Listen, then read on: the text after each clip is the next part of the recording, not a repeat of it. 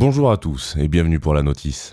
Aujourd'hui, on va lire la notice de la Volt 276 de la gamme Volt de chez Universal Audio. Mais à quelques détails près, ce sera la même chose pour toutes les cartes son de la gamme Volt. Pour commencer, ça sert à quoi une carte son ? Une carte son va servir à transformer un signal analogique en signal numérique, de l'électricité en des 0 et des 1. Mais elle va aussi faire l'inverse pour restituer le son traité numériquement. C'est ce qu'on appelle la conversion analogique numérique. Et c'est un facteur très important à prendre en compte dans l'utilisation d'une carte son. Avant de parler des caractéristiques, on va d'abord regarder le boîtier. Sur la face avant, on a deux entrées combo pour brancher un XLR ou un jack, et une sortie casque, avec le petit réglage du volume juste ici. Dans le coin, on a le bouton pour activer l'alimentation fantôme. Attention, le 48 volts part dans les deux entrées, donc vérifiez bien ce qui est branché avant d'appuyer dessus. À côté, on a le bouton switch pour un niveau instrument. Il va modifier le gain d'entrée pour l'adapter au niveau des instruments. C'est surtout pour les guitares et les basses et certains synthés qui fonctionnent en asymétrique. Il est d'ailleurs recommandé d'utiliser des câbles symétriques, ou TRS, sauf si la source génère un signal asymétrique, comme une guitare. Là, on va activer le bouton instrument. Après, sur le dessus de la carte son, on a deux potards de gain, identifiés 1 et 2. C'est cool car on les a en physique sur la carte, et pas via un soft comme sur d'autres cartes son. Et là, on a un troisième gros potard qui, lui, va gérer le niveau de sortie de la carte son.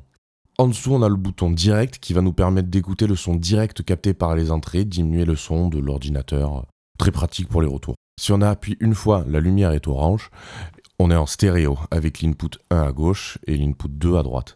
Si on appuie encore une fois, on a la lumière bleue et là on est en mono. Donc les deux pistes dans le côté gauche et droit du casque. Après on a le petit plus de la série 76. Donc c'est présent sur les 100, 200, 400 et 876. D'abord on a le bouton Vintage. C'est une émulation du préampli à lampe Solo 610 de chez Universal Audio qui marche vraiment bien. Ça va rendre le son un peu plus chaud et plus plein. Au-dessus on a le bouton 76 compresseur, qui lui est une autre émulation, mais là c'est celle du mythique compresseur 1176.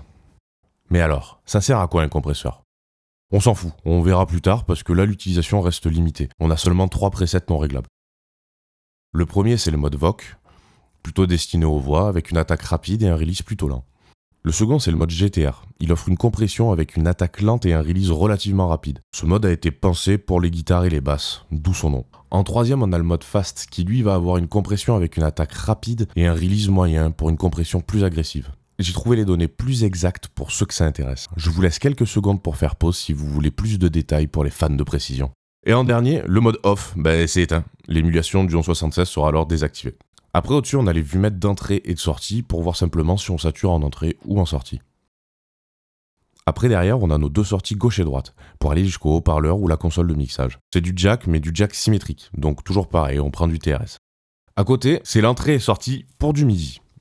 Alors, c'est quoi le MIDI ? On s'en fout. Dans la notice, ils s'en foutent aussi. Après, on a l'entrée pour le câble USB-C et l'entrée pour l'alimentation. Mais elle n'est pas nécessaire si vous utilisez l'USB. C'est plus si votre port USB n'est pas assez puissant. À côté, le switch on-off pour allumer ou éteindre la carte son. Et là, c'est le petit truc pour accrocher l'antivol. Côté technique, la Volt, comme quasiment toutes les cartes son, fonctionne jusqu'en 24 bits et peut avoir une fréquence d'échantillonnage de 192 kHz.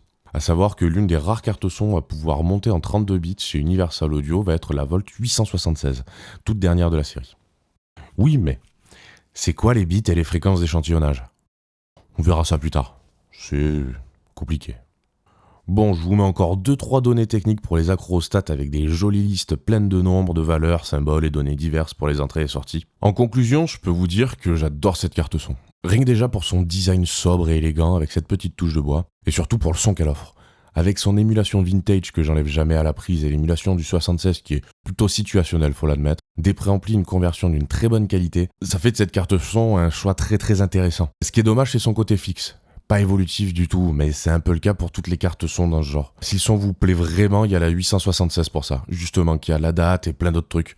Après, le côté compact est parfait si vous l'utilisez en déplacement ou pour du home studio. Ça peut suffire pour bien des choses.